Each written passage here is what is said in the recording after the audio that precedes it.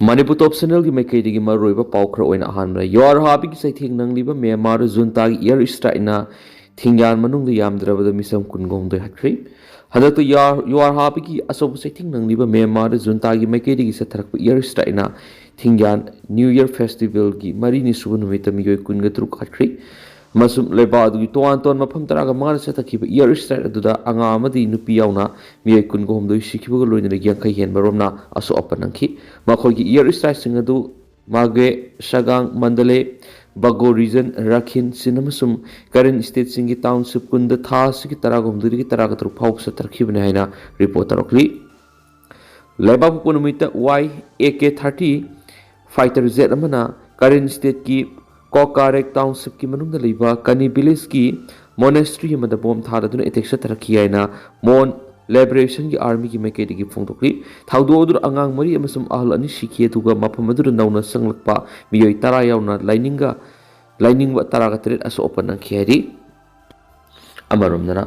YouTuber gi mayum da grenade langsilakhiwa jawan phari mamang thara Punjab ki Zandar based tauba YouTuber magi yumda grenade langsilakhibi thaudo ka mari laina army jawan ma pharena police na phudokre army jawan adu gi maming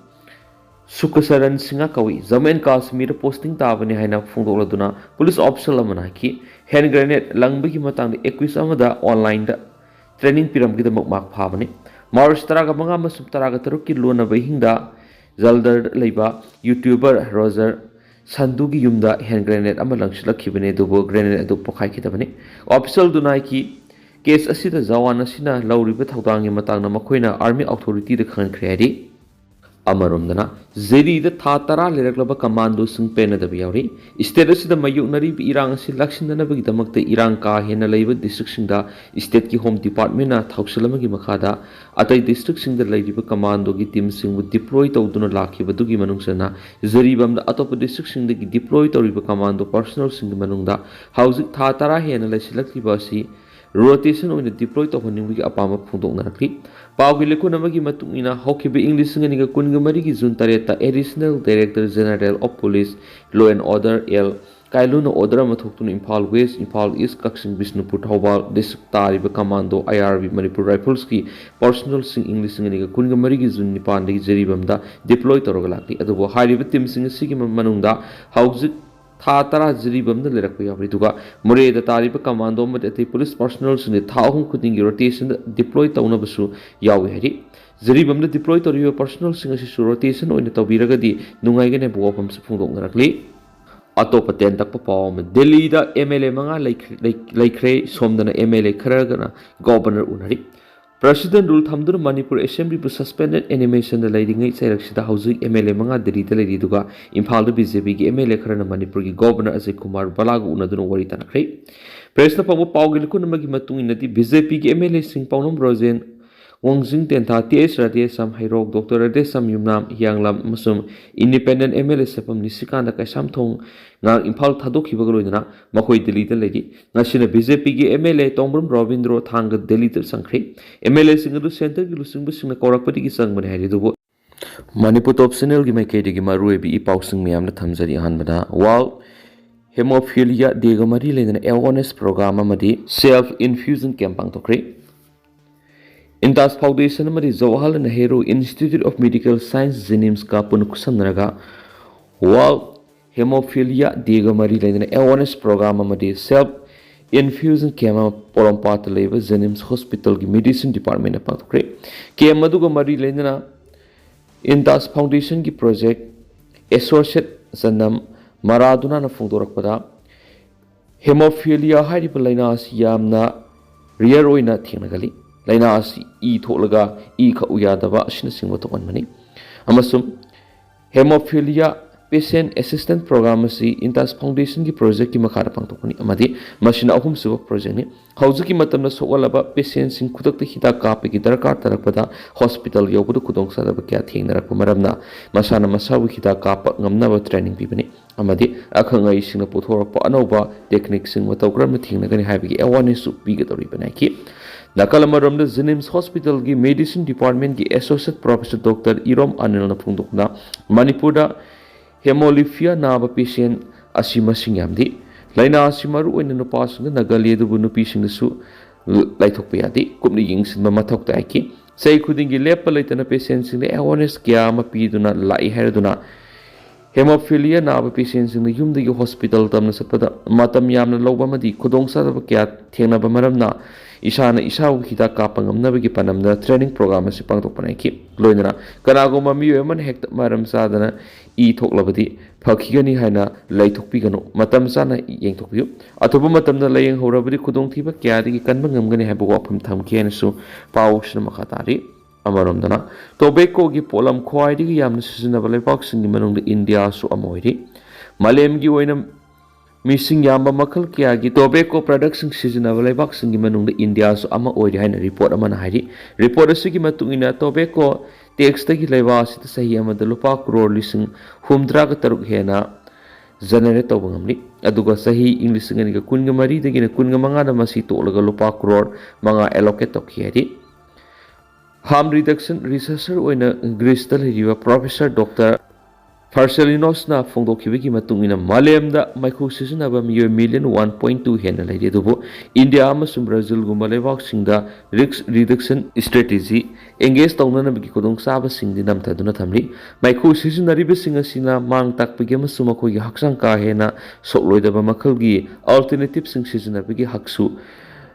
deep fried tawduna matpi aiki Malim Gwen World Health Organization WHO Tazapa Tamnabigi Mawama re-evaluate Torokigi Pibum Amada Sanksilakli Masina Maram Oidana Russia, Hungary, Argentina Single Singsu Organization Sidigi Kongpam Handok Ningle Masina India Gumaleba Amadati Yamna Singnabama Oidaki India Hari Baleba Asi HIV AIDS crisis Kimatamda affordable generic sing pi nanaba phongtorakiba multinational pressure sing mayukta asepa khongthangaloinana course of action makhada thabak tok lawkiba lepangni India gi polo campaign su local innovation amasum community na lusingba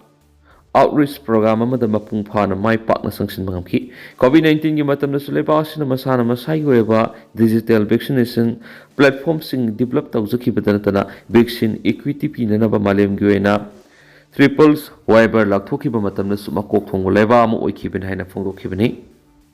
Makasa Tarapoina Kanglai Paki Mairagi editorial memna thamjari Aikoi Masel Amata Oina Punsinduna Manipur Thokliba Lala Silusina Balopom Topo Taudang and Loxi Manipur Lady Kanglu Masel Amato in Nungsi Sana Lamina Dunatang Dulaitaba Manipuram Ohen Mavisi Ekoigi Langaglo Oidiba Miyangi Mihut MLA Sing Asobo Taudang Lay Heva Asi Kangi Gadabani Adoba Ekoigi Miyangi Mihut Oidiba MLA Singna Nasi Masi Kangdabagum Tauribus Yam Tibani Housing Manipur say any Paraglaba Kangloki Satira Irang Ekogi Miyangi Mute Oiri Lengagloi MLA Singna Mama Levaki the Mok Tamoisina Katopana Mang Taduna Tabak Toram Patara Badingasi Oiripa Manipur Satira Pibum Masuramroi Kangli Paki Merag editorial Mem Tamzari Maming Tagi Miyangi Mihut Oiduna Lengak Sasangi Tabak Tawudagi Matokram Lepak Nakadagi Hapadu Kangdabadagi Yaknabasuna Yamna line of Manipur Lenga Amadi, Miamgi Matata Landara Padigi, Nasi, Manipur Ueriba Satira Pibamasi, Tokibin Happy. Adobe Lebak Haujuk Sumiyangi Mihut Oiriba, MLA Singasi Amato Ena Punsinduna, Mama Lebak, Kanana Tabak Tobak Amdanalahi. President ruling accession Marasida, MLA Singi Marakta, Minister winning Makaya Yawudigi Misan Komna Bigi Tabakta Mai on Sinduna, Laibadigi, Marevak Manipur Kana Bigi Tabakti, Kongpana Kautok to Natambaga Sat Mane Habiye, Maminta you in a Langak Loy Uduna, Lady Habisic makes in a takli, Loinana, Lamdam Sigi Praza Miam give Marakta to MLA Singueva Misan Samgatuna, Misan Praza Singi Marakta Kaibok Tahanaduna, Marevak Manipur Kananaba upon Bagi Tangna Pongal Amatu when a Sakapangam the Bahabidu Uheli. Masigi make Sing Labakudam Hababu, Housing Manipur Miam Marakta, PR Sassan Marashida Anoba Langa. CM Nabaromda, Hena Pung Sing Sinbadigi, Sit Minister winning by MLA Kat Song Toraktuna, MLA Subu Sakota Vaiba, Praza Miam Amas Tolaktuna upon Bigi Saktam Sakapangam, the Bigi Pibamda, Lady Basini.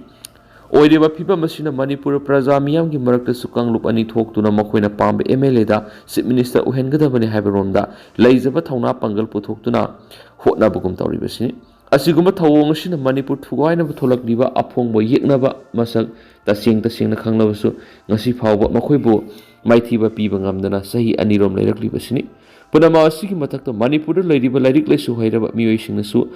ꯃꯅꯤꯄꯨꯔꯒꯤ ꯍꯧꯖꯤꯛ ꯑꯣꯏꯔꯤꯕ ꯁꯥꯊꯤꯔꯕ ꯐꯤꯕꯝ ꯑꯁꯤꯗ ꯃꯈꯣꯏꯒꯤ ꯂꯧꯐꯝ ꯊꯣꯛꯄ ꯊꯧꯗꯥꯡ ꯑꯗꯨ ꯂꯧꯕ ꯉꯝꯗꯅ ꯂꯩꯔꯤꯕꯁꯤ ꯀꯔꯤꯒꯤꯅꯣ ꯍꯥꯏꯕ ꯃꯅꯤꯄꯨꯔ ꯃꯤꯌꯥꯝꯒꯤ ꯋꯥꯍꯪ ꯑꯃꯁꯨ ꯆꯣꯡꯊꯣꯔꯛꯂꯤꯕꯅꯤ꯫ ꯃꯗꯨꯅ ꯃꯅꯤꯄꯨꯔꯗ ꯊꯣꯛꯂꯤꯕ ꯂꯥꯜ ꯑꯁꯤ ꯂꯣꯏꯁꯤꯟꯅꯅꯕ ꯍꯣꯠꯅꯒꯦ ꯍꯥꯏꯕ ꯇꯥꯔꯕꯗꯤ ꯂꯝꯗꯝ ꯑꯁꯤꯗ ꯂꯩꯔꯤꯕ ꯂꯥꯏꯔꯤꯛ ꯂꯥꯏꯁꯨ ꯍꯩꯔꯕ ꯃꯔꯩꯕꯥꯛ ꯅꯤꯡꯕꯅꯤ ꯍꯥꯏꯗꯨꯅ ꯂꯩꯔꯤꯕ ꯂꯣꯏꯅꯅ ꯇꯣꯉꯥꯟ ꯇꯣꯉꯥꯟꯕ CSOꯁꯤꯡ ꯃꯌꯥꯝ ꯑꯃꯠꯇ ꯑꯣꯏꯅ ꯄꯨꯟꯁꯤꯟꯗꯨꯅ ꯃꯔꯩꯕꯥꯛ ꯃꯅꯤꯄꯨꯔ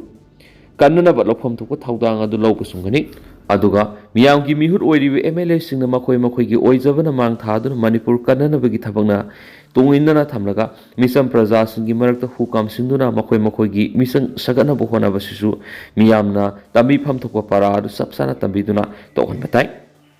ꯂꯣꯏꯅꯅ ꯃꯅꯤꯄꯨꯔꯗ ꯃꯁꯤꯡ ꯈꯪꯗꯅ ꯂꯩꯔꯤꯕ ꯂꯨꯞꯁꯤꯡ ꯑꯁꯤ ꯑꯃꯒ ꯄꯨꯟꯁꯤꯟꯗꯨꯅ ꯊꯕꯛ ꯇꯧꯃꯤꯟꯅꯕ ꯃꯔꯩꯕꯥꯛ ꯃꯅꯤꯄꯨꯔ ꯀꯟꯅꯅꯕꯒꯤ ꯊꯕꯛꯇ ꯑꯄꯨꯟꯕꯒꯤ ꯊꯧꯅꯥ ꯂꯤꯡꯖꯦꯜ ꯑꯗꯨ ꯁꯥꯒꯠꯇꯨꯅ ꯂꯧꯐꯝ ꯊꯣꯛꯄ ꯊꯧꯗꯥꯡ ꯑꯗꯨ ꯂꯧꯃꯤꯟꯅꯕ ꯇꯥꯏ꯫ ꯃꯅꯤꯄꯨꯔꯒꯤ ꯃꯤꯌꯥꯝ ꯑꯃꯗꯤ ꯑꯩꯈꯣꯏꯒꯤ ꯂꯩꯉꯥꯛꯂꯣꯏꯁꯤꯡ ꯑꯣꯏꯔꯤꯕ MLAꯁꯤꯡꯅ ꯈꯪꯖꯤꯟꯒꯗꯕꯗꯤ ꯑꯋꯥꯡ ꯅꯣꯡꯄꯣꯛ ꯁ꯭ꯇꯦꯠꯁꯤꯡꯒꯤ ꯃꯅꯨꯡꯗ ꯃꯤꯖꯣꯔꯥꯝꯒꯤ ꯃꯤꯌꯥꯝꯗꯒꯤ